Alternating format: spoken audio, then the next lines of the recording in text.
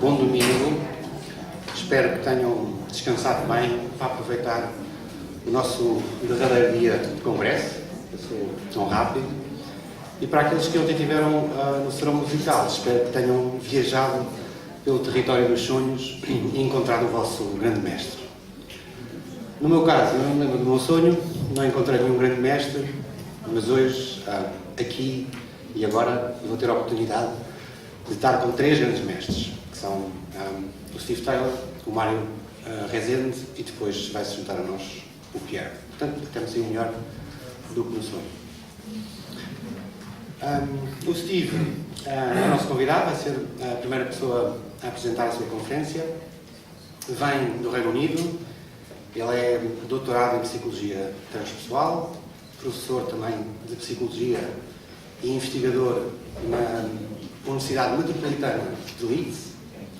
Tem obras seminais e muito importantes sobre a espiritualidade, sobre o transpessoal, obras essas que foram consideradas por Eckhart Tolle como seminais para o próprio movimento e para a própria transformação da consciência que temos vindo a viver. Também se pode dizer que o Steve é um poeta transpessoal. Mas isto é a minha opinião. Steve, please. Okay, yeah. Bom dia. Good morning. Thank you for the introduction. I didn't understand it. I'm sure it was wonderful. And I'd like to thank Mario for inviting me to speak at this conference. It's been a wonderful experience, it's been a wonderful conference. And this is my first time in Portugal. And that's been a great experience too. I love Portugal, from what I've seen of it so far. I love the feeling of the country and the feeling of the people. So hopefully I'll be here, I'll come many times in the future. So this morning I'm going to speak about spiritual awakening and evolution. I'm going to talk about the connection between the evolution of consciousness and spiritual awakening. And I'm going to tell you about some of my research into spiritual awakening, some of my qualitative research, and how that relates to the idea of evolution, the evolution of consciousness. So I'm going to be very optimistic. There's a lot of pessimism in the world at the moment, so I've decided to be very optimistic. And I'm going to present a kind of a very optimistic vision of the human race's future. I'm going to suggest that there are some signs that the human race may be undergoing a collective shift of consciousness. And that shift in consciousness is, I'm going to suggest, a continuation of the evolutionary process. So, first of all, we're going to look into evolution, then I'm going to look into some of my research, and finally, in the last section, we're going to look at those signs that the human race may be undergoing a collective awakening. Am I using this wrong? Oh, here we go. So yeah, first of all, let's look into evolution. What is evolution? Well, from a sort of traditional biological point of view, you can see the process of evolution as leading to increasing complexity in physical forms. So evolution begins, or life begins, with simple single-celled creatures, which we call amoebae, just one cell, and slowly over tens of thousands, millions of years, life forms become increasingly complex. A single cell joins together, becomes a multicellular organism, and over time, more and more cells come together, and there is increasing interconnection between the cells, increasing organization, and cells begin to diversify, they have specific functions, until eventually you move towards animals with hundreds of millions of cells. The human brain contains 100 billion cells working together in increasingly, amazingly complex ways. So that's the kind of outward trajectory of evolution. But a lot of traditional mainstream biologists forget that evolution has an inner perspective as well. It has an inner aspect. And the inward aspect of evolution is an increasing intensity of consciousness, an increasing intensity of awareness, or an increasing intensity of spirit, you could say. So as living beings become more complex physically, they also become more conscious, more aware of their surroundings, and over millions of years they develop subjective awareness, intersubjective awareness, and there's this continuing expansion of awareness which parallels the outward complexity.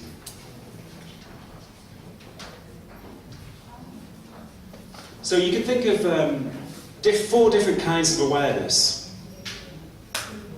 And the first, most basic kind of awareness is perceptual or sensory awareness, which basically means your awareness of the phenomenal world around you. So even an amoeba, a one-cell creature, has some awareness of its surroundings. And an amoeba will move towards food, towards heat or light. So that suggests some kind of sensory awareness, some perceptual awareness. And some animals have a more intense perceptual awareness than human beings. Dogs, for example, can smell things which we can't can hear things and smell things which we can't. So in some ways, some animals have a more intense perceptual awareness than human beings. There's also intersubjective awareness. And that means that living beings have an awareness of other living beings. So a lot of animals have a kind of group consciousness. So think of schools of fish, flocks of birds, hives of bees. They behave as if they are one organism. So that suggests intersubjective awareness. There's awareness of or connection to other beings within their group. And also subjective awareness. Some animals appear to have a degree of subjective awareness. So a lot of animals will recognize themselves in mirrors. If you, in an experiment, scientists drew a mark on a dolphin's body, and the dolphin's kind of shuffled around to look at the mark in the mirror. So that suggests that they are aware of themselves as individual beings. So that's subjective awareness, or self-awareness, you could say. And as evolution progresses, subjective awareness increases. So human beings, we have quite an intense degree of subjective awareness. We have a sense of our inner worlds, which we explore in spiritual practice. And there is also, finally, conceptual awareness, which is when living beings become aware of their own situation, their own predicaments. So conceptual awareness, for example, means becoming aware of time, becoming aware of death, and also of the relationships between different phenomena. And conceptual awareness is reflected in language. So human language is amazingly complex. A lot of other animals have forms of language, but no language appears to be as complex as, so far as we can tell, as human beings' language. And that suggests the amazing intricacy of our conceptual awareness. So as evolution progresses, all of these forms of awareness become more intense through different life forms. So now I'd like to talk to you a little bit about my own research into spiritual awakening. And I'll come back to evolution a bit later. I'll show you a bit later how this research connects to evolution. So I've always been interested in what I call awakening experiences. And the main reason for that is because from a very young age, from the age of 15 or 16, I had these experiences myself. When I was 15 or 16, I was quite an unusual young man. I used to spend a lot of time wandering around, I'm still the same now, a lot of time wandering around on my own, looking at nature and feeling a sense of connection to trees and to the sky. And I'd have these moods where a kind of ecstasy would fill me, a sense of connection to my surroundings and a sense that there was a kind of meaning in the sky or in the trees and the fields around me that somehow was part of this network of being. And at the time I didn't know anything about spirituality, so I didn't really understand these experiences. I tried to talk to my brother about them, but my brother told my parents, and my parents thought I was strange, and was actually one time when I was walking upstairs in my house and I heard this conversation between my parents. And my dad said, I'm a bit worried about Stephen. He's been having these strange experiences. He wanders around on his own. Do you think we should speak to the doctor?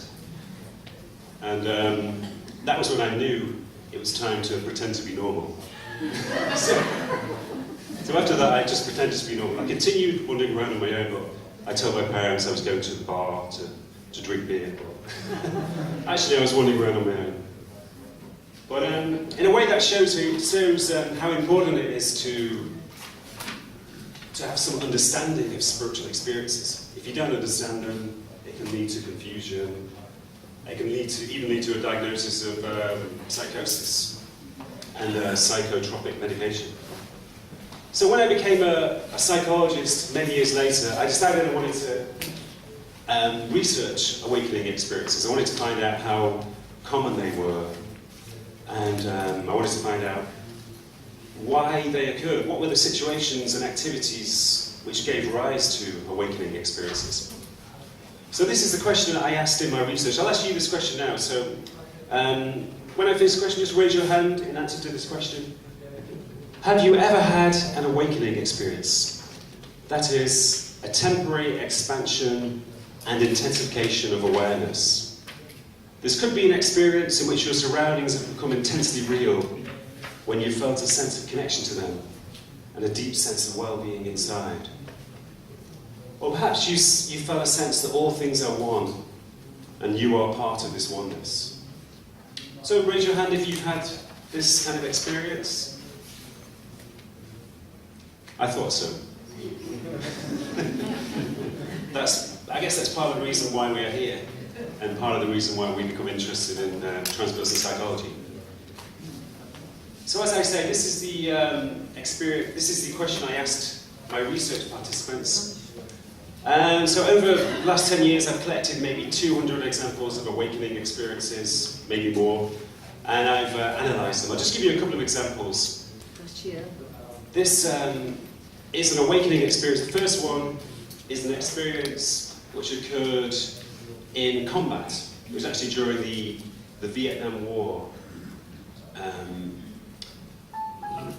So, with casualties mounting, I was in a state of high anxiety, and I figured that there was no way I would live through this seemingly endless battle.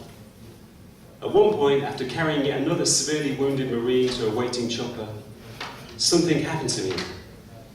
It is actually indescribable, but I will make a feeble attempt to do so. I opened up, literally, from my perspective. I came out of myself. I expanded infinitely. I disappeared. It didn't last long, but it was the most powerful experience I've ever had. So this experience occurred when the man was about 20, he's now about 70. He told me about it a few months ago. But this one short experience transformed his whole life. He'd never heard about spirituality before, but afterwards he became a seeker, a spiritual seeker. So he was trying to sort of recapture the reality, or the glimpse of reality he had in that moment. So he later became a Buddhist and followed other spiritual paths to try to recapture this vision of reality. And that was one of the things I found in my research, that these experiences, even though they're usually very short, maybe just a few minutes, maybe a few hours, they can transform somebody's life for decades afterwards, for the rest of their life. And here's a second one. This one occurred when the person was just a young child, he was maybe 6 years old. And he was running out of his house to play, and suddenly when he entered the road outside his house, he had this awakening experience, this sense that all things were one. The feeling extended to inanimate objects, the path, lampposts, buildings, cars, sounds of music. Everything was made of the same stuff. And the only word I could find to describe it was love. Everything was made of love. I felt immersed in a sea of love, where everyone and everything were made of the same energy. I was no longer a separate ego, but was consumed by this energy of love. Everything became one, and I was outside of time. So both of these are, you could call them high-intensity awakening experiences. I found in my research that there are different degrees of intensity of these experiences, and these are both of the highest intensity. And I also found that the high-intensity awakening experiences tend to be less common. Kind of lower-intensity ones are quite common, but the more intense the experience becomes, the less frequent it appears to arise. So, one of the things I was interested in was the triggers or the context where these experiences occur. So this is from a new paper of mine which is just about to appear in the new edition of the Journal of Transpersonal Psychology. So I did this research with a colleague, and we were interested in identifying the triggers, the context of awakening experiences. So we found that the most significant trigger, the most frequent trigger, was psychological turmoil. A bit like the soldier's experience, which we just looked at. You know, situational combat is a very tumultuous, stressful situation. So that could be stress, depression, loss, bereavement, combat, a wide range of situations of intense stress and turmoil. So it's strange that, in experiences of deep negativity, suddenly we flip around and switch into this state of joy and ecstasy. In some ways, these nadir and peak experiences seem to be closely interrelated. And other significant triggers were nature, contact with nature, so swimming in a lake, walking in the countryside, and other situations of contact with nature. And also, as you'd expect, spiritual practice. Meditation, prayer, yoga, and reading spiritual literature was quite a significant trigger. But it's interesting, in my research I found that these experiences tend to happen outside a traditional spiritual context. They tend to happen in the midst of everyday life, very unexpectedly and very unintentionally.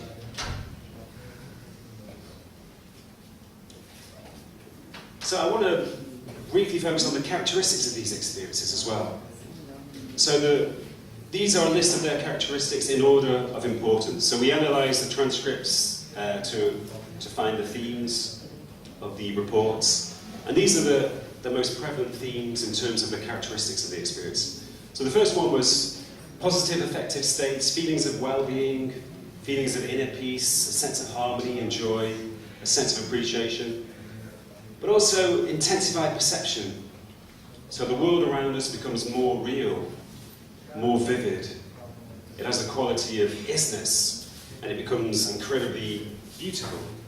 So seemingly mundane things, which we don't normally pay attention to, suddenly become incredibly beautiful and incredibly vivid. And there's also a sense of connection, a feeling of transcendence of separateness, a feeling of connection to nature, to other human beings, or other living beings, or maybe animals, or just to the whole cosmos, the whole universe in general. So it can be a sense of connection manifesting itself in many different ways. Those were actually the three most prevalent characteristics: positive affective states, intensified perception, a sense of connection, and also love and compassion, a feeling of love towards other human beings, a feeling of intense compassion towards people who are suffering, or to other living beings in general. And just to briefly go back to evolution, the characteristics of awakening experiences represents an intensification of awareness. In awakening experiences, we become more perceptually aware. We have a greater intersubjective awareness, which manifests itself in compassion and connection. We have a more intense subjective awareness, which means that we become more aware of the depths of our own being. And we also have a greater conceptual awareness. We become aware of new truths about reality. New knowledge seems to uncover itself in these moments. So in every aspect, there is an intensification of awareness, an expansion of awareness. So that relates to evolution. So you remember that I mentioned those 4 aspects of evolution. So in a sense, you can see awakening experiences as a kind of very brief glimpse of a kind of expansive evolutionary state, a very brief extension or continuation of evolution. So I've also done some research into ongoing states of wakefulness. So sometimes there are some people who don't just have temporary awakening experiences, they experience an ongoing, permanent state of wakefulness, a stable state of wakefulness. It doesn't mean that they continually feel a sense of ecstasy and they continually feel a sense of divine love for all human beings. Sometimes they have to drive their car or do the vacuuming or pay the bills. So when they have to, they can focus their attention, but the sense of well-being and ecstasy is always there in the background for them to tune back into when they need to. And I think this ongoing state of wakefulness is a natural human potential which exists outside spiritual traditions. It's sometimes described or conceptualized within spiritual traditions in different ways. So every spiritual tradition has a concept of a higher functioning, awakened state where a person transcends separateness and experiences continual well-being. And sometimes in Hinduism that's referred to as sahaja samadhi, which is an ongoing, stable state of oneness. In Taoism, it's sometimes called Ming, which is when we become one with the Tao, and our lives become the manifestation of the Tao. In Christian mysticism, it was sometimes called theosis, which means becoming one with God. And your life becomes the expression of God's will, the expression of the divine. So I think these terms are simply different interpretations and conceptions of this natural human potential, which you could call wakefulness. This is from my new book, The Leap, by the way.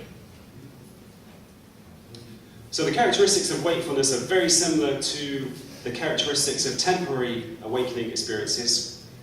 So in The Leap, I studied about 66 experiences, reports of ongoing wakefulness, and these were the main themes which came out of my research. So as I say, they're quite similar to the experiences of temporary awakening experiences.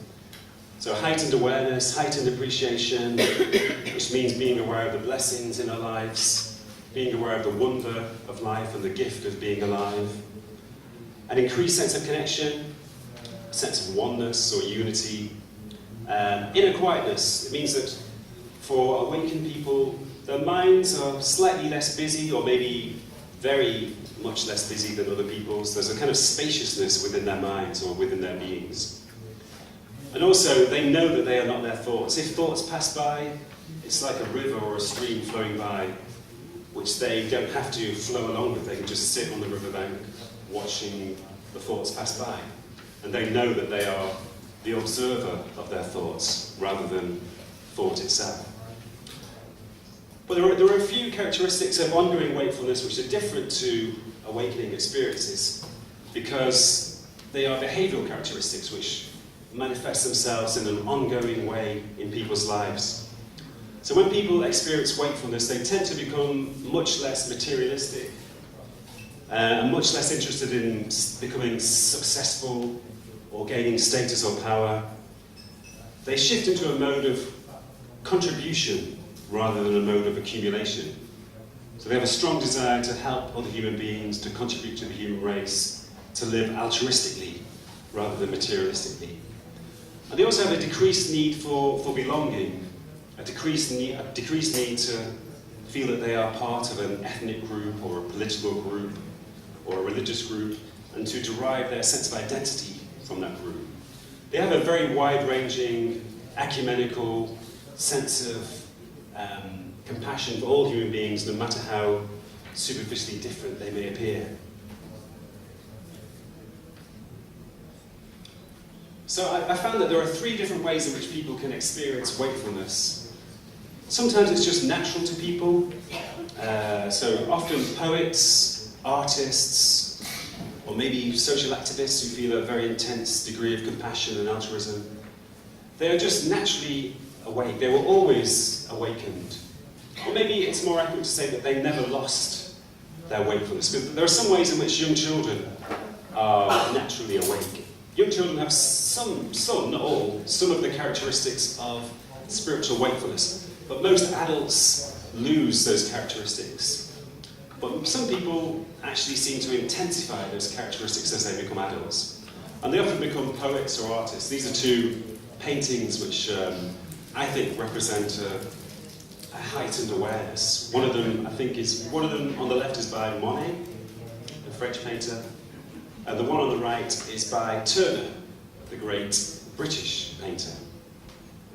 And there's also gradual wakefulness, which is when we follow spiritual paths and practices, and gradually, over many years, maybe many decades, we gradually soften the boundaries of our ego and gradually move towards a sense of unity with other living beings or with the whole cosmos. So we slowly, over years of spiritual practice, transform ourselves into an awakened state. And it's important to emphasize there are many degrees of wakefulness. I don't think it's an either-or situation. There are many levels and degrees. Some people may be very intensely awakened, and maybe many people are awakened to a lower degree, a lower intensity. And finally, there is sudden wakefulness. And this usually happens through intense psychological turmoil, just as in temporary awakening experiences, psychological turmoil was the most frequent trigger. That's also the case with ongoing wakefulness. Ongoing wakefulness occurs, when it's sudden and dramatic, it usually occurs in response to intense psychological turmoil. And I want to explore that in a little bit more detail. So I found in my research that it's by no means uncommon for people to shift into an awakened state, a higher functioning, expansive state of being in response to intense psychological turmoil. So that could mean bereavement, a diagnosis of cancer, addiction, intense stress or depression. And everywhere I go, I seem to meet people who've undergone this experience. In fact, 2 days ago, I was on flying to Lisbon from Manchester in England, and I happened to be sitting next to a guy who was reading a book by Mooji. You know Mooji, the spiritual teacher? This guy was going to Mooji's ashram. I think it's in Porto, near Porto. No? Oh, right. Okay. In the south. In the south, right. So I got talking to this guy and I said, how did you become interested in spirituality? And he said, well, 2 years ago, I was a sailor in Panama, living in Panama, and I became suddenly very ill. I had this bacterial infection. I was in hospital for weeks. I came very close to dying. And I was sort of hovering in and out of unconsciousness, he said. And while he was kind of hovering on the brink of unconsciousness, he heard a voice inside his head say, you can't die yet. You need to do something else in the world. So he was startled by this voice. He made the decision that he was going to survive, he was going to get better. And he contacted his friends in America and they sent him some money to get to a better hospital. And he began to recover. And weeks later, when he left hospital, he felt as though he was a different person. He felt as though he had this kind of mission or this purpose in life, even though he wasn't sure what it was. And he began to explore spirituality, and he realized that, he was looking for meaning, he was looking for purpose, he was looking to explore his own being and to live in a deeper and more fulfilling way. So that's a good example of sudden and dramatic awakening through intense turmoil, in this case illness and depression as well. So I sometimes call this post-traumatic transformation. In psychology, maybe you've heard of the concept of post-traumatic growth, which is quite a well-established concept in psychology. But I call this post-traumatic transformation because rather than being a gradual process, it tends to happen very suddenly, often in a sudden moment of transformation. I've spoken to alcoholics, people who are diagnosed with cancer, and suddenly, in one moment, the world has changed. Their perspective on reality has shifted. And even to the extent that they felt they were different people living in the same body. one woman I spoke to, she had a transformation through bereavement, and she said that about 6 months after her transformation, she returned to her hometown in England, and people obviously recognised her, but she was really surprised that people recognised her, because she felt that she was a new person, a different person. She didn't expect to be recognised. So the transformation is often so dramatic that people really do feel that they are different people living in the same body. How am I doing with time, by the way? Because, like a lot of people who are interested in spirituality, I have no sense of time. So again, there is a connection here with evolution. The characteristics of ongoing wakefulness, again, relate to those 4 areas of awareness which I mentioned earlier. So ongoing wakefulness means an intense perceptual awareness. It means a more intense intersubjective awareness, because we become more compassionate, more connected, more empathic towards other human beings. And it means an increased subjective awareness, because we become more aware of the riches and the depths of our own being. We begin to explore the depths of our own being in a much fuller way. And also, in terms of conceptual awareness, we become, our perspective on life changes. We have a new concept of new values and new attitudes to life. We have a different sense of identity and no longer feel the need to conform to groups or to belong to groups. So in this way, I think ongoing wakefulness relates to evolution. I think ongoing wakefulness is a flourishing or a continuation of evolution. I think that people who experience this are actually glimpsing the future of evolution. They're a little premature glimpse of a state which will one day maybe be common to all human beings. So in a way, it's a furtherance, a continuation of a process which has been underway for millions, if not hundreds of millions of years since life began on this planet. It's an expansion and an intensification of awareness. Oh, sorry, I'm going the wrong way. So, as I say, spiritually awakened individuals may be a glimpse of the human race's future. They prematurely experience a state that will one day become normal to all human beings. And obviously, I'm not the first person to make this connection between spiritual awakening and the evolution of consciousness. So, some of you may be familiar with Pierre Teilhard de Chardin. Anybody familiar with him? He had similar ideas. Ken Wilber has written about evolution in this way as well. Sri Aurobindo. In fact, many German philosophers like Fichte, Schelling had a similar concept of the evolution. They looked at evolution from an inner perspective as well as the external physical perspective. So now I'm going to look into this is where I become optimistic. Well, I've been very optimistic already, but even more optimistic.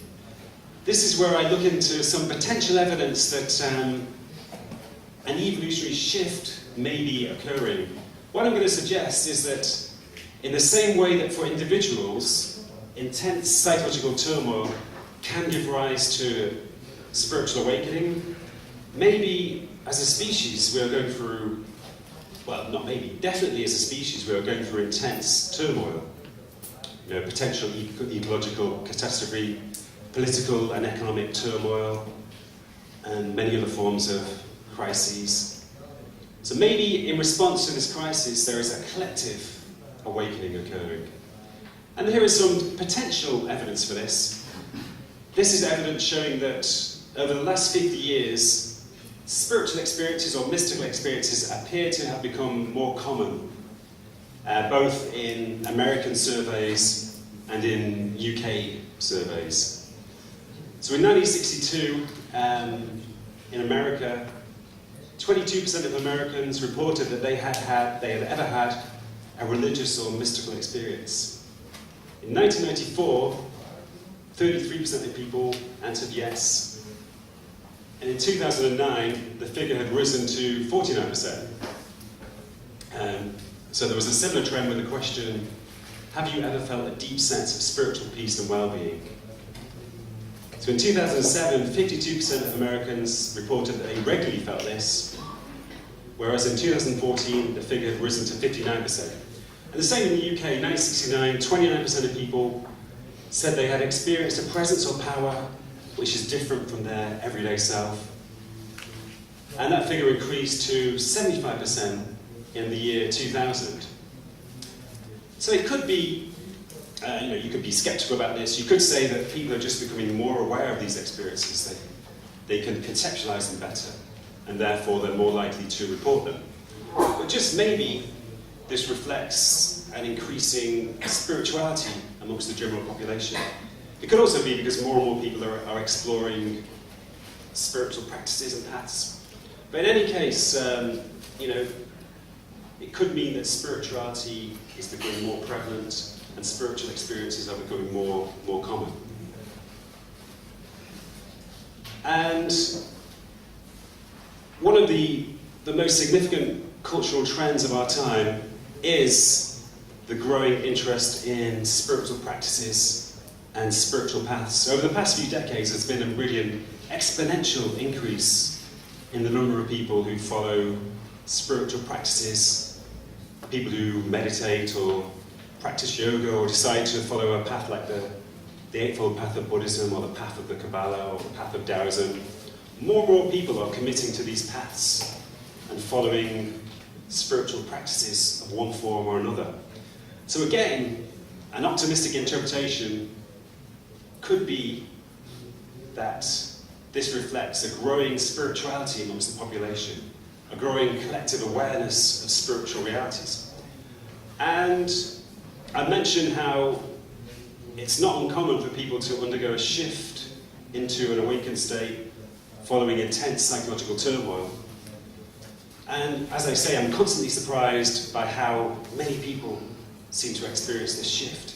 My feeling is that it's much more common than is generally believed. Even 3 days ago, I talked about one that happened 2 days ago. 3 days ago, I was listening to the radio at home in England, and a pop singer was talking about his new album. And the interviewer said, what inspired your new album? And he said, well, I had this experience where, my wife left me, I'd gone bankrupt, I was very depressed, and I was lying on the kitchen floor, and suddenly I realised that I was one with the watermelon, and I was one with the windows, I was one with the clouds outside. And that kind of awakened something new inside me. So that's just another example of how common this experience seems to be. And I think this experience happens to a lot of people who don't know anything about spirituality. In fact, most of the people I spoke to in my research had no awareness of spiritual paths or practices when they had this experience initially. Later on, they began to understand the experience through becoming knowledgeable about spirituality. But initially, it could be quite confusing because they weren't aware of the meaning, or they had no framework to make sense of what had happened to them. So when this shift occurs, this shift into a higher functioning, awakened state in intense turmoil, it's almost like there's a latent higher self which is emerging, almost as if there's something ready which is just waiting for the opportunity to arise. And it sometimes takes the death of the ego, the breakdown of the ego, to create a space within which that new self can arise. So when people go through intense loss and intense turmoil, often it causes a breakdown of the ego. It breaks down everything which creates their sense of identity. Takes away their possessions, their ambitions, their goals, even their relationships. When all of this breaks down, there is a space inside them. And for some people, a latent higher self seems to emerge, a bit like a butterfly emerging from a chrysalis. So again, optimistically, this could be a sign that there is a new self waiting to emerge, like a bird waiting to hatch within human beings.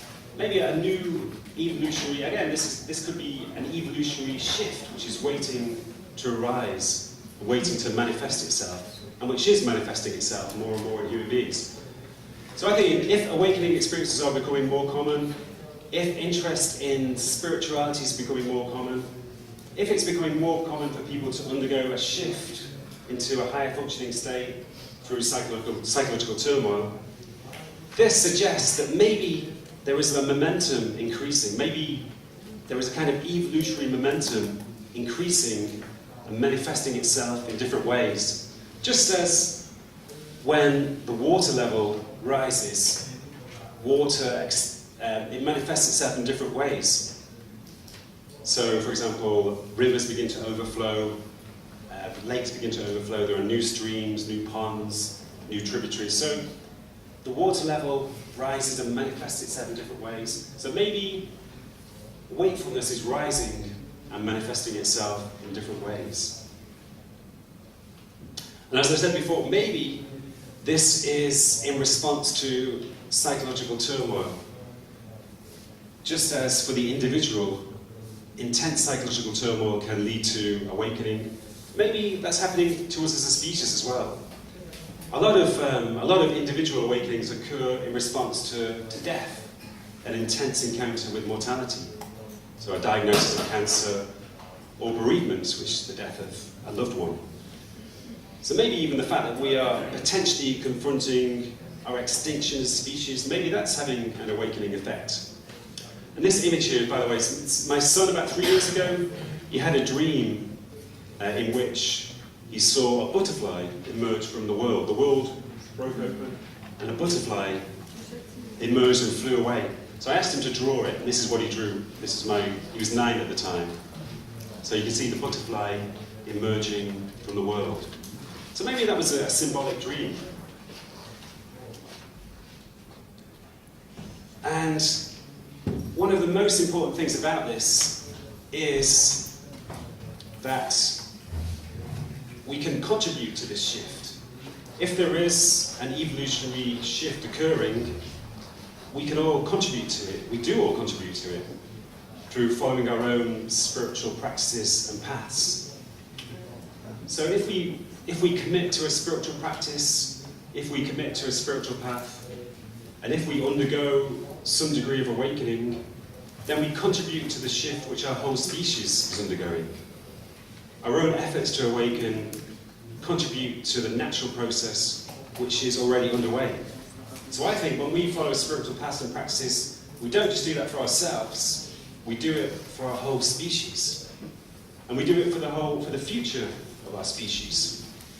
So in a way, we have a responsibility. We have a responsibility to commit to spiritual practices, to undergo awakening in order to help the human race as a whole awaken. Okay, I've just got to that.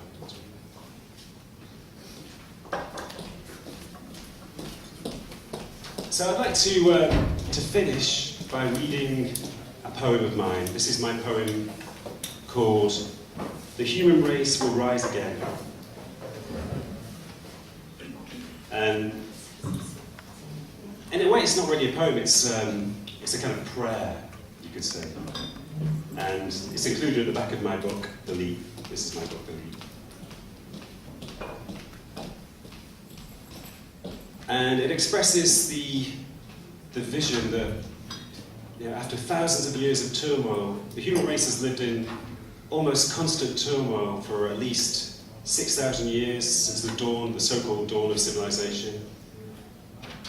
Since then, we've lived under constant warfare, constant hierarchy, the oppression of women, poverty for the vast majority of people. So the human race really has quite a brutal and negative history. But this poem expresses the idea that maybe we're beginning to move into a different phase after all of those thousands of years of turmoil and brutality. So this is called "The Human Race Will Rise Again." The human race will rise again.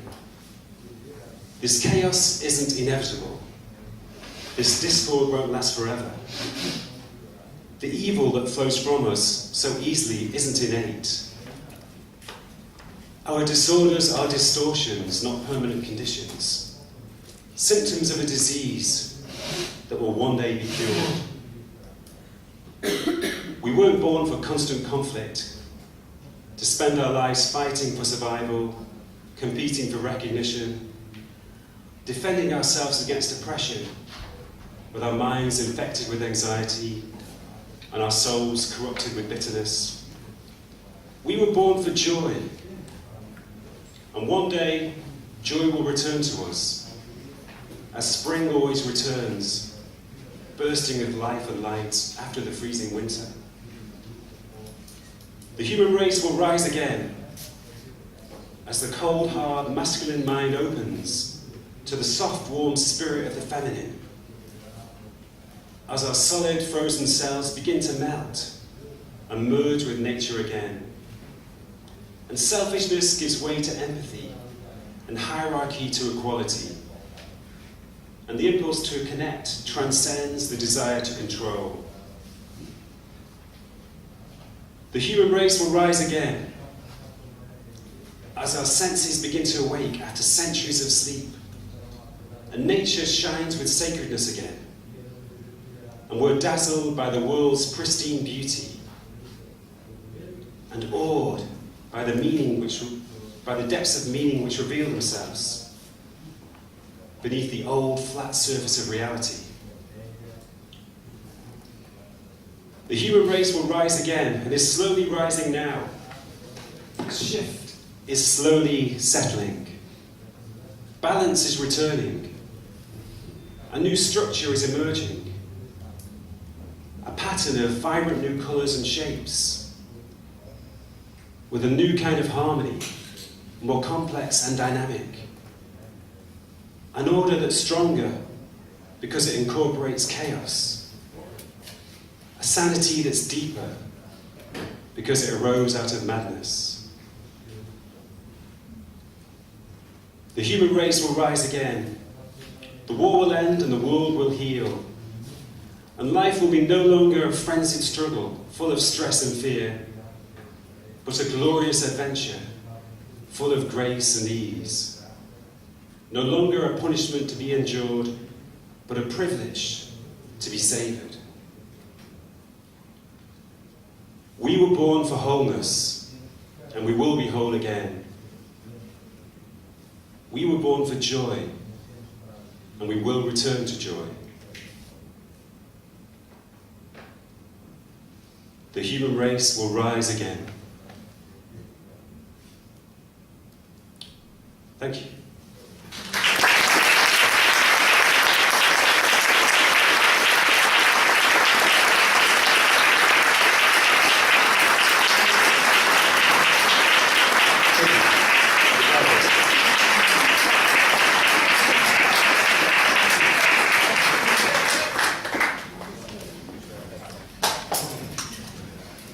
Behaving like a total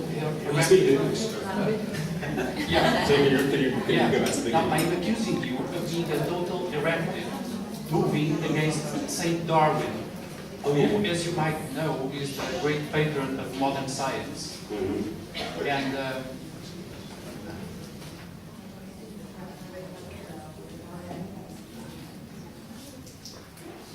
Está aqui outro na mesa.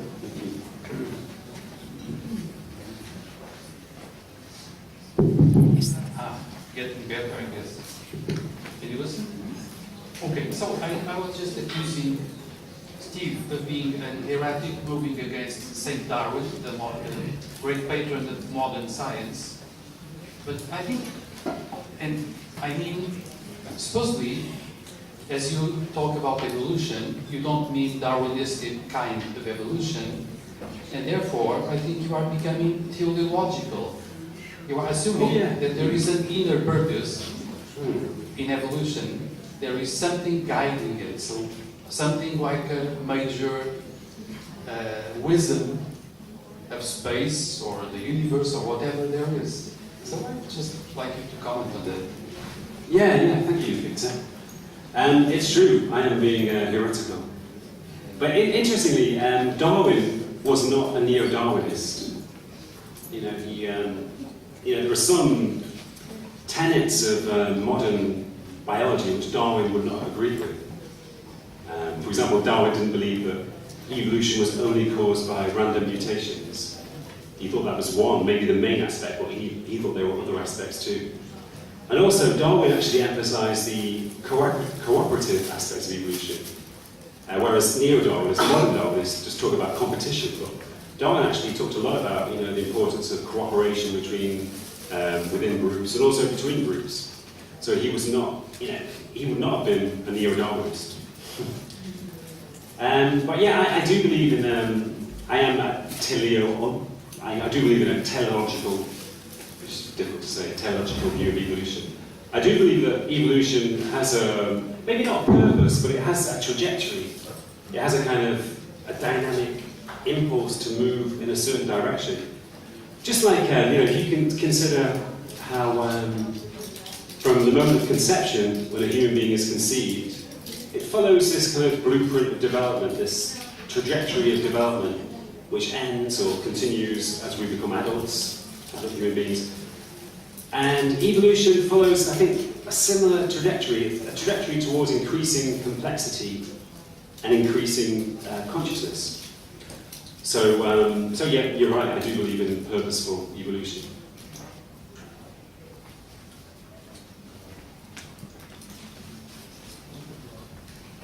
Hello, testing, it's on. It really struck me when you showed some of the triggers for the states of awakening. And just after the psychological turmoil, it was nature, even before spiritual practices, even before love. And I've seen recently in some articles that there's even a name for a kind of a disorder for people living so much in the urban cities, in urban lives, even children that have no contact whatsoever with nature. If you could comment on that and maybe some little practices that people in the urban centers could have more with nature in order to give more space for such awakening moments. Yeah, that's true. I think the disorder you talk about is called nature deficit disorder. Yes. Yeah, so, and I think you're right. On one level, nature is our home. It's only in the last 100, maybe 150 years that large amounts of human beings have begun to live in urban environments. Before then, we were always living within or very close to nature. So I think when we're living in artificial, man-made environments, we feel a sense of homesickness, you could say.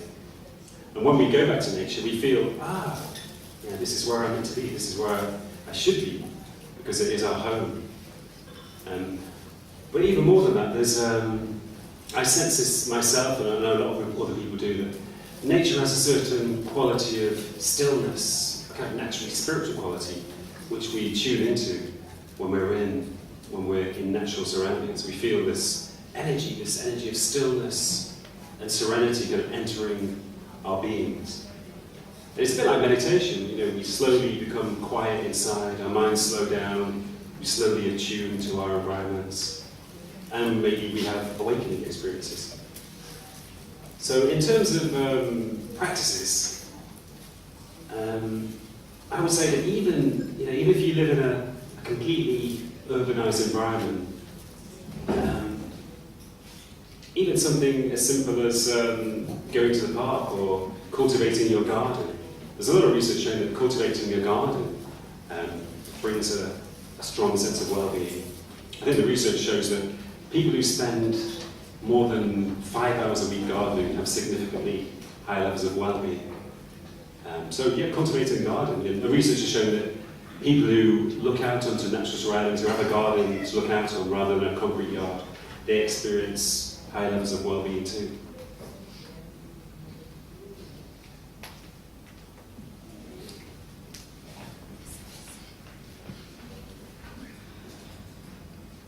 Thanks for your communication. I would like just to put on or two small questions about these. You didn't give so much definition of spirit, and during your speech, there was always just this awakening experience. At the beginning, we have spoken that there was this evolution of complexification from oneself to children, and then an increase of awareness, and that was increase of the awareness of the spirit, you said at a certain moment. That something of the spirit has appeared just at the end when you spoke about it as a higher self, coming like a butterfly that would come at last moment. But for you to be maybe a new self or a new capacity of mankind. So you did also this question of expanded conscious or awakened conscious. For example, these people was very dying, and then that person was really awakened. But I think that most of your other experiences, they were more expanded consciousness. So I would question, have you put this question to yourself, shall I say is awakening conscious, shall I say is expanded conscious? Because most of these feelings of nature, they are expanding states of consciousness. People get more expanded, they embrace their environment because their spirit has that capacity. But that spirit was not so present in your communication. Also, the vision was never mentioned there. And I think it's very important in the spiritual tradition, the vision, either of the spirit, either from the spirit. That are small questions, just to introduce some small points. Right, thank you. Interesting points. I sometimes consciously avoid the word spirit or spiritual, actually. And I mean, I call these awakening experiences rather than spiritual experiences. And the reason for that is... Expanded consciousness, not experience. Not so much spiritual, because that is difficult to see or to say what is really the spirit, but expanded. I would see if you should maybe distinguish between awakening and expanding. Right. Well, just to finish, most of these experiences don't occur in a spiritual context. So in a sense, spiritual experience is the misrepresentation of them. That's why I prefer the term awakening experience, because the majority of them are kind of, you could call them secular experiences rather than spiritual experiences. And with regard to your other point about expanding consciousness and awakening, I think that expansion is one facet of awakening. I think expansion and awakening mean pretty much the same thing. When you experience awakening, and as I said, there are many different degrees of awakening, but when you experience that, your consciousness or your awareness expands in many different directions, perceptually, subjectively, intersubjectively, conceptually. So awakening is an expansion, it's a kind of continuing expansion of awareness. If you follow a gradual spiritual path, over years or decades, your awareness will gradually expand. So I see them pretty much as, as corresponding terms.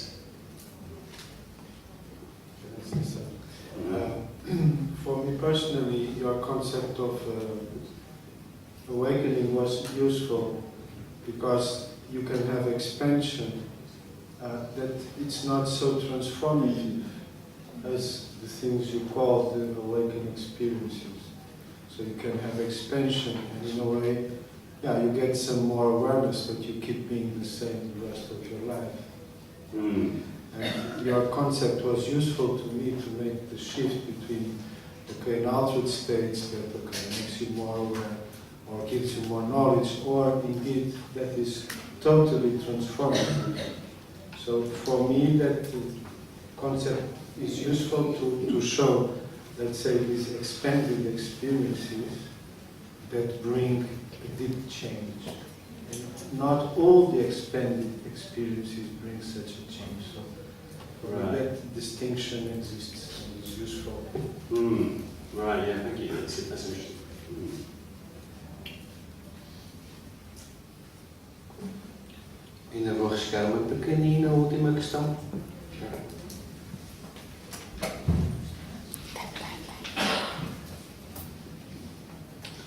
I found your presentation amazing. Thank you. I think we are on the same page. But you spoke about states as if awakeness, ongoing awakeness. Don't you think that we should also follow in Wilber spoke about stages also, stage of thinking, because when we are in this state, to stay in this ongoing process, we need a sort of different thinking, a sort of different stage of thinking, you know? Yeah. It's something maybe was missing. Yeah. Don't you think? Yeah, I know what you mean, yeah. I mean, Wilbur talks about states and stages, doesn't he? And when he talks about states, the sense in which he uses the term is more equivalent to experiences, isn't it? Like awakening experiences. States tend to be temporary, whereas stages are ongoing and stable. So you could say that. But I think it really is just a different use of terminology. The term, when I talk about states of ongoing wakefulness, I actually mean something similar to what Wilbur calls stages, but I just call them states instead. So yeah, I think Wilbur, he has a lot of interesting ideas of evolution. He believes that since the beginning of life, and even within the human species, we've moved through these different stages of development. And he obviously talks about the integral stage. So yeah, it's a similar perspective on evolution, but with, I'd say, just a slightly different use of terminology. Ok. Muito obrigado, Steve, e obrigado a todos também pelas questões.